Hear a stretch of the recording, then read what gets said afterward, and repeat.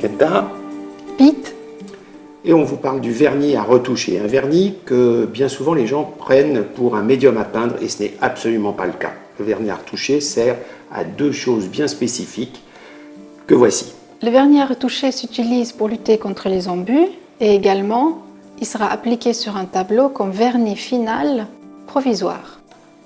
Ça veut bien dire pas définitif, final mais provisoire. Alors l'embut est un phénomène qui intervient dans la peinture à l'huile lorsque une couche superficielle, la dernière que vous avez faite, est pompée, l'huile de cette couche est pompée par les couches intermédiaires. À ce moment-là, la couche de surface devient mate.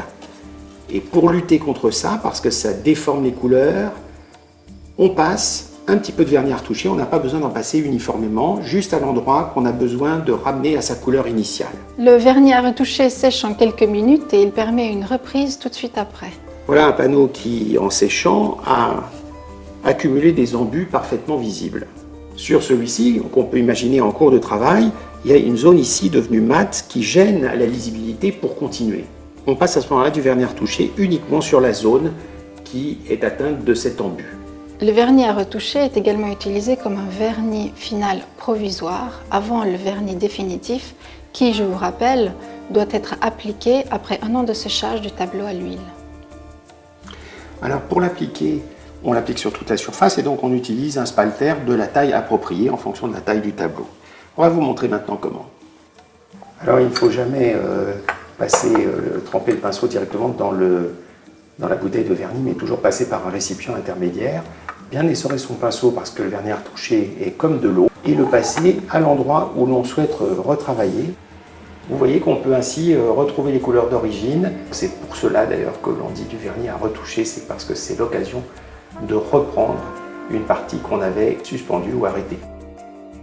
Alors pour un vernis final provisoire, on passera plusieurs couches successives en laissant sécher entre temps.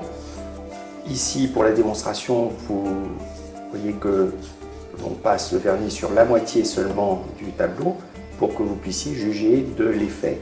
Le vernis à retoucher a tendance à devenir légèrement mat et avec le temps, il s'effrite et tombe en poussière complètement et disparaît. Il est donc extrêmement neutre, c'est pourquoi ce n'est jamais un vernis totalement définitif. La première couche ne donne pas un brillant parfait. En laissant sécher 1 heure entre chaque couche, vous pouvez en 3 ou 4 couches obtenir un vernis qui a pratiquement l'aspect d'un vernis définitif et que vous n'aurez pas besoin d'enlever avant de passer le vernis définitif dans 1 an. Alors pour en savoir plus sur les vernis à retoucher, les vernis provisoires, les vernis définitifs, je vous recommande de vous reporter aux vidéos Cygnus qui traitent de ces différents sujets. À bientôt. À bientôt.